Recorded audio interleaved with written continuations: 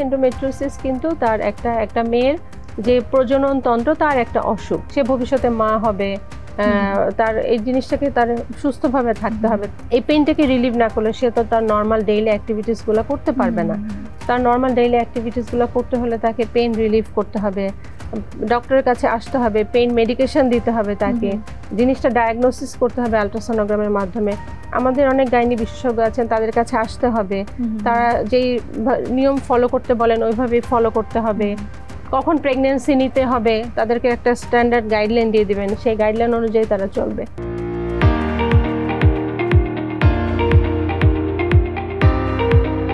TVS এর নিয়মিত আয়োজন ভালো থাকুনে আপনাদের সবাইকে স্বাগত জানাচ্ছি। আমি রুবাইয়া আয়েশা। আমাদের আজকের আলোচনার বিষয় পিরিয়ডের সময় পেটে প্রচন্ড ব্যথা হলে কি করণীয়। এই বিষয়ে আমাদের সাথে আলোচনার জন্য আজকে আমাদের সাথে স্টুডিওতে আছেন স্ত্রী ও প্রসূতি রোগ বিশেষজ্ঞ ডক্টর হালিমা আক্তার হ্যাপি। আপা কেমন আছেন? ভালো আছি, আপনি ভালো আছেন? আলহামদুলিল্লাহ, আমি খুব ভালো আছি। আপা, আমরা তো জানি যে পিরিয়ডের সময় নরমালি মেয়েদের পেটে একটা ক্র্যাম্প হয়, এই ক্র্যাম্পটা কি কোনো রোগ? ধন্যবাদ ঈশা। এখানে আমি বলতে চাই যে পিরিয়ডিক্যাল যে ক্র্যাম্প অথবা মেডিকেল ভাষায় আমরা যেটাকে বলি ডিসমেনোরিয়া, এটা অ্যাকচুয়ালি একটা রোগের উপসর্গ।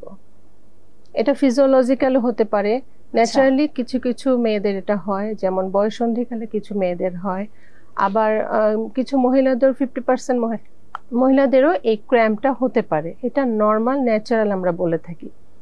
আর কিছু কিছু ক্ষেত্রে এটা এই মেনস্ট্রুয়াল ক্র্যাম্পটা এক ধরনের কিছু কিছু ডিজিজের উপসর্গ।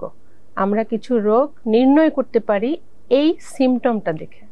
আচ্ছা, তাহলে পিরিয়ডের সময় ক্র্যাম্প হলে যে রোগটার কথা আমরা জানি, আমি যতদূর জানি এটা এন্ডোমেট্রিওসিস। হ্যাঁ, এখানে হ্যাঁ আপনি ঠিকই বলেছেন, endometriosis one of the cause. Dysmenorrhoea দুই ধরনের হতে পারে, এই পিরিয়ডিক্যাল ক্র্যাম্প বা মেনস্ট্রুয়াল পেইনটা দুই ধরনের হতে পারে। একটা হলো প্রাইমারি ডিসমেনোরিয়া, সেকেন্ডারি। প্রাইমারি যেটা হয় সেটা সাধারণত যে একটু আগে যেটা বললাম বয়ঃসন্ধিকালে হয়, বা কিছু নর্মাল মহিলাদের থাকে, এটা মেয়েদের এটা থাকে পিরিয়ডিক্যাল ক্র্যাম্পটা, এটা হলো প্রাইমারি। এদের পিছনে কোনো রোগ পাওয়া যায় না, কিছু প্রাথমিক চিকিৎসা এরা ভালো হয়ে যান, বা প্রতি সাইকেলে এদের পেইনটা হয় না। আর সেকেন্ডারি ডিসমেনোরিয়া যেটা বা সেকেন্ডারি মেনস্ট্রুয়াল ক্র্যাম্প যেটা, ওটার পিছনে কিছু রোগ থাকে, যেমন কি এন্ডোমেট্রিওসিস আপনি বললেন যেটা, fibroid uterus, adenomyosis, pelvic inflammatory disease, এগুলো কিছু সবগুলোই হলো মেয়েদের প্রজনন তন্ত্রের সংক্রমণজনিত রোগ। এই রোগগুলোর উপসর্গই মেনস্ট্রুয়াল ক্র্যাম্প। আপা, তাহলে পিরিয়ডের ব্যথার মাত্রা কতটুকু হলে বা কতটুকু দীর্ঘস্থায়ী হলে আমরা ডক্টরের শরণাপন্ন হব? হ্যাঁ, এখানে মাত্রাটা আসলে এক একজনের ক্ষেত্রে এক এক রকম, সবার মাত্রা তো কিন্তু একই রকম হবে না। যে টিনেজার মেয়ে, তার কিন্তু এই মাত্রাটা প্রথম দিকে সে অনেক বেশি কমপ্লেইন করবে, তার মাত্রাটা সিভিয়ারই, সে তখন চলে আসে, তার মা তাকে নিয়ে চলে আসে। আর কিছু কিছু ক্ষেত্রে দেখা যায় যে মহিলারা এটা সহ্য করেন, মেয়েরা এটা সহ্য করেন, প্রতি মাসে তার পেইনটা হয় না, কিন্তু আস্তে আস্তে পেইনটা বাড়তে থাকে, এবং পেইনের সাথে সাথে তার কিছু পিরিয়ডের অ্যাবনর্মালিটিস থাকে, অনেক দিন ধরে তার ব্লিডিং হচ্ছে, তার অনেক বেশি ফ্লো হচ্ছে, তার পিরিয়ডটা ভালো হয়ে গেল, এই ক্র্যাম্পটা চলছে, তখন ডক্টরের কাছে অবশ্যই। যেমন অনেকের কিন্তু পিরিয়ডের ঠিক 7 থেকে 10 দিন আগে থেকেও এই ব্যথাটা শুরু হয়, আবার পিরিয়ডের পরেও থাকে, পিরিয়ড ভালো হয়ে যাওয়ার পরে তো এটা থাকার কথা না, তখন সে অবশ্যই ডক্টরের কাছে আসবে, তখন তার ইভালুয়েশন প্রয়োজন, কেন হচ্ছে এটা দেখতে হবে। তাহলে আপা, এটা কি কোনো রিস্ক ফ্যাক্টর? এটা কি মেয়েদের জন্য হুমকি স্বরূপ আপনি বলতে চাচ্ছেন? না, এটা হলো রিস্ক ফ্যাক্টর বলতে মানে বোঝায় যে কোন কোন মেয়েদের এটা রিস্কি, কারা এই গ্রুপের মধ্যে পড়তে পারে। এটা প্রথমত কিছু ফ্যামিলিয়াল ব্যাপার আছে, ফ্যামিলিয়াল মার তার আছে, তার খালার আছে, বোনের আছে, ফ্যামিলিতে এটা রান করে এই পেইনটা। ব্যাপারটা কিন্তু ডায়াবেটিকস এর মতো হয়ে যাচ্ছে। না, হ্যাঁ, ডায়াবেটিস এর মতোই হচ্ছে, মা খালাদের থেকে তারও হচ্ছে, মানে একটা জেনেটিক্যাল একটা ব্যাপারও আসে। কিন্তু অ্যাকচুয়ালি এই যে এই ডিসমেনোরিয়া জনিত যে এন্ডোমেট্রিওসিসের জন্য যে ডিসমেনোরিয়াটা হয়, এটা কিন্তু অ্যাকচুয়ালি অনেক ক্ষেত্রে এটা অজানা, অনেক ক্ষেত্রে এটা অজানা। কিছু হয় এইসব রোগের কারণে, আর কিছু হয় এইসব জেনেটিক্যাল কারণে মা খালাদের থাকে, তারাই রিস্ক বেশি তাদের। আপা তাহলে এটা আমরা শনাক্ত করব কিভাবে, এবং এইটা শনাক্ত করার সময় কি আমাদের সব সময় ল্যাপারোস্কোপিক সার্জারির সহায়তাই নিতে হবে? ল্যাপারোস্কোপিক সার্জারি তো অনেক পরের কথা। আগেই প্রথমে তো পেশেন্টকে আমার দেখতে হবে তার উপসর্গটা আমরা আগে শুনবো, আগেই তো আমরা তাকে ল্যাপারোস্কোপি করতে বলবো না। আর যেই মেয়েটা আমার কাছে আসলো এই পেইন নিয়ে, তাকে আমি তার উপসর্গগুলো সব শুনবো, তার এই পেইনটা কি আগের থেকেই শুরু হচ্ছে নাকি 2-1 দিনের মধ্যে ভালো হয়ে যাচ্ছে। ধরেন 2-1 দিনের মধ্যে তার ভালো হয়ে যাচ্ছে পেইনটা, তাহলে আমরা প্রাইমারি ডিসমেনোরিয়াটাই বলি সাধারণত। আবার তারপরে আমরা জিজ্ঞেস করবো তার আপনার ব্লিডিংটা কেমন হচ্ছে, তার অনেক দিন থেকে বেশি ব্লিডিং হচ্ছে, তার ফ্লো অনেক বেশি হচ্ছে, তখন এটা এই হিস্ট্রিগুলো এবং পেশেন্টকে এক্সামিন করতে হবে, দেখতে হবে আগে। তারপরে তার হিস্ট্রি এবং এক্সামিনেশন করার পরে আমরা তাকে কিছু পরীক্ষা নিরীক্ষা দিই। কি পরীক্ষা নিরীক্ষা? প্রথমে আমরা এট ফার্স্ট তাকে একটা আল্ট্রাসোনোগ্রাম দিব, তো তলপেটের একটা আল্ট্রাসোনোগ্রাম। তলপেটের আল্ট্রাসোনোগ্রাম করলে আমরা যদি কোনো কিছু আইডেন্টিফাই করতে না পারি তখন আমরা ট্রান্সভ্যাজাইনাল আল্ট্রাসোনোগ্রাম দিই, যেটা মাসিকের রাস্তা দিয়ে করতে হয়, ট্রান্সভ্যাজাইনাল আল্ট্রাসোনোগ্রাম। সেটাতেও যদি আমরা ভালো করে আইডেন্টিফাই করতে না পারি তখন এমআরআই এর একটা অপশন থাকে। এগুলো নন ইনভেসিভ। আর ইনভেসিভ একটা আল্ট্রাসোনোগ্রাম প্রসিডিউর হলো ল্যাপারোস্কোপি, আপনি যেটা বললেন। আপা এটা অনেক পরের স্টেজ। হ্যাঁ, এটা যেহেতু ইন্টারনাল কেস, সেহেতু এটার সাথে কি বন্ধ্যাত্বের কোনো সম্পর্ক আছে? অবশ্যই সম্পর্ক আছে।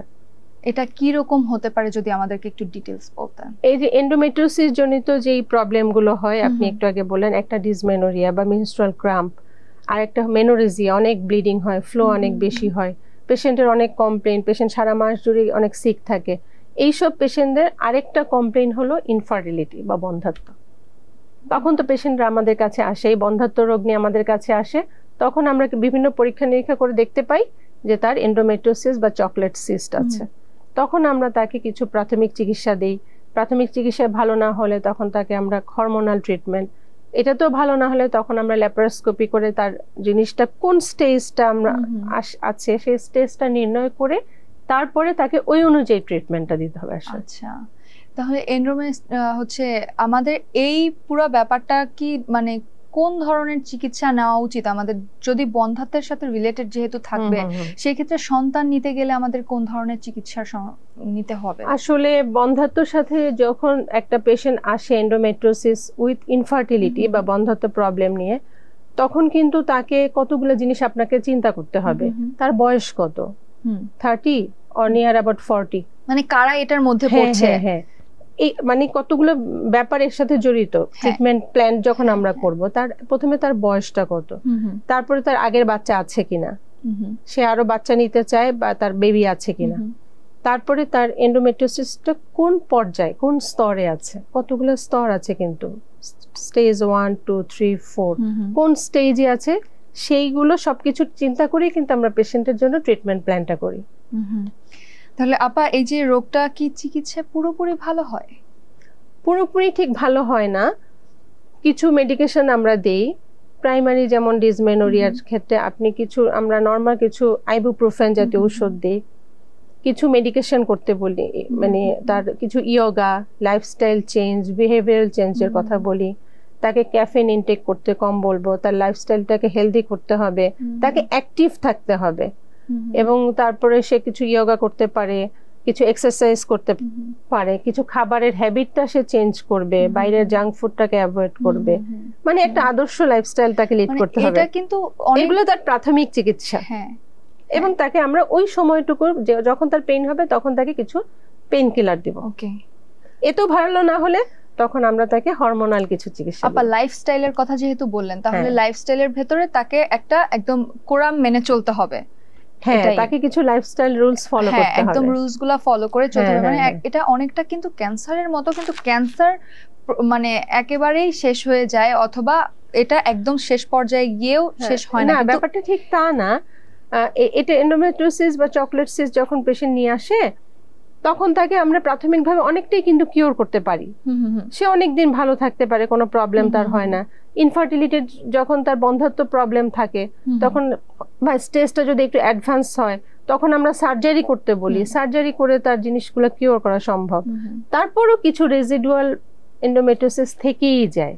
হ্যাঁ, যেটাকে তাকেও তখন আমরা কিছু তার মডিফিকেশন করার জন্য তাকে ট্রিটমেন্ট দিব লং টার্ম। আচ্ছা, খাবারের ব্যাপারে যদি বলি, সেই ক্ষেত্রে কি সে নরমাল সব খাবার দাবার খেতে পারবে নাকি কোনো বাধ্যবাধকতা আছে? ইউজুয়াল লাইফস্টাইল লিড করবে। তাকে কিছু সাপ্লিমেন্ট আমরা দেই, ভিটামিন ই জাতীয় খাবার, মিনারেলস যার মধ্যে আছে, ভিটামিনস মিনারেলস, ভিটামিন ই যার মধ্যে যেই খাবারগুলোতে আছে সেই খাবারগুলো তাদেরকে বেশি করে ইনটেক করতে বলি। তারপর স্মোকিং, অ্যালকোহল এগুলো অ্যাভয়েড করতে হবে। ক্যাফেইন জাতীয় খাবারগুলো তাকে কম ইনটেক করতে হবে। আচ্ছা, তার মানে কি আর রেড মিট বা এরকম কোনো কিছুতে কি কোনো সমস্যা আছে? না, এরকম কিছু তো আমাদের পাওয়া যায়নি, আমরা জানি না এরকম। আচ্ছা, তার মানে আলটিমেটলি একটা সুস্থ সুন্দর জীবন পেতে হলে, আপনার এন্ডোমেট্রিওসিস থেকে রিলিফ পেতে হলে একদম শুরু থেকেই নিজেকে এটার উপরে কাজ করতে হবে, হ্যাবিচুয়েট করতে হবে, নরমাল রেগুলার লাইফ লিড করতে হবে, অ্যাক্টিভ থাকতে হবে তাকে। আমাদের দেশে সবথেকে বড় প্রবলেম, মেয়েরা এই ব্যাপার নিয়ে কোনো কথাই বলতে চায় না এবং খুব শাই ফিল করে, ফ্যামিলি মেম্বারদের কাছেও এটা বলতে চায় না। তো সেই ক্ষেত্রে আপা, আমাদের দেশের মেয়েদের জন্য আপনি যদি কিছু বলতে চান, যে সে যদি শাই ফিলও করে তাহলে তাকে প্রাথমিক অবস্থায় কাকে কাকে বলা উচিত এবং কি কি ভাবে সে এই জিনিসটা থেকে বের হয়ে আসতে পারে, নিজেকে বের করে আনতে পারে? এখানে সবচেয়ে আগে আমি বলতে চাই, এন্ডোমেট্রিওসিস কিন্তু তার একটা মেয়ের যে প্রজনন তন্ত্র, তার একটা অসুখ। এই প্রজনন তন্ত্রের অসুখটাকে ভালো করতে হবে, তাকে এটা নিয়ে এই প্রজনন তন্ত্রটাকে হেলদি রাখতে হবে, সুস্থ রাখতে হবে। সে ভবিষ্যতে মা হবে, তার এই জিনিসটাকে তার সুস্থভাবে থাকতে হবে, তার নর্মাল লাইফটাকে সে চেঞ্জ করে সুস্থভাবে সে যদি থাকতে পারে তাহলে সেটা কিওর করা সম্ভব। আর এটাতে শাই ফিল করার কিছু নাই। তার মানে হলো সে তার মেনস্ট্রুয়াল প্রবলেম, মেনস্ট্রুয়াল পেইন, তার এটাকে হাইড করার কিছু নাই। এই পেইনটাকে রিলিভ না করলে সে তো তার নর্মাল ডেইলি অ্যাক্টিভিটিস গুলো করতে পারবে না। তার নর্মাল ডেইলি অ্যাক্টিভিটিস গুলো করতে হলে তাকে পেইন রিলিভ করতে হবে, ডক্টরের কাছে আসতে হবে, পেইন মেডিকেশন দিতে হবে, তাকে জিনিসটা ডায়াগনোসিস করতে হবে আল্ট্রাসোনোগ্রামের মাধ্যমে। আমাদের অনেক গাইনি বিশেষজ্ঞ আছেন, তাদের কাছে আসতে হবে, তারা যেই নিয়ম ফলো করতে বলেন ওইভাবে ফলো করতে হবে। কখন প্রেগন্যান্সি নিতে হবে তাদেরকে একটা স্ট্যান্ডার্ড গাইডলাইন দিয়ে দিবেন, সেই গাইডলাইন অনুযায়ী তারা চলবে, তাহলে ইনশাল্লাহ তার প্রোগ্রেস ভালোই হবে আশা করি। আপা, ধন্যবাদ এত সুন্দর করে আমাদেরকে বুঝিয়ে দেওয়ার জন্য এন্ডোমেট্রিওসিস নিয়ে। সো দর্শক, এন্ডোমেট্রিওসিস বা চকলেট সিস্ট আপনার যেটাই বলেন না কেন, এটা কিন্তু একটা রোগ। আর পিরিয়ডের সময় আমরা কিন্তু স্বাভাবিকভাবেই মেয়েরা ভেবে থাকি যে পিরিয়ডে এই ব্যথাটা হওয়াটা স্বাভাবিক, কিন্তু এই ব্যথাটা কতটুকু মাত্রায় হওয়াটা স্বাভাবিক এবং কতটুকু সময় পর্যন্ত এটা স্থায়ী হলে এটা আপনার জন্য ঠিক বা আপনার শরীরের জন্য ঠিক, বা এর কতটুকু বাইরে গেলে আপনার জন্য এটা ঠিক নয় বা আপনি একটা রোগের দিকে ধাবিত হচ্ছেন, এটা কিন্তু আপনাকে বুঝতে হবে। এবং এই প্রথম দিক থেকেই যদি আপনি সতর্ক না হন, পরবর্তীতে কিন্তু এটা সার্জারির দিকে আগাবে। সো এন্ডোমেট্রিওসিস হলে ভয়ের কিছু নেই, দ্রুত চিকিৎসকের শরণাপন্ন হন, তার কথা মতো চলুন, সুস্থ সুন্দর জীবনযাপন করুন।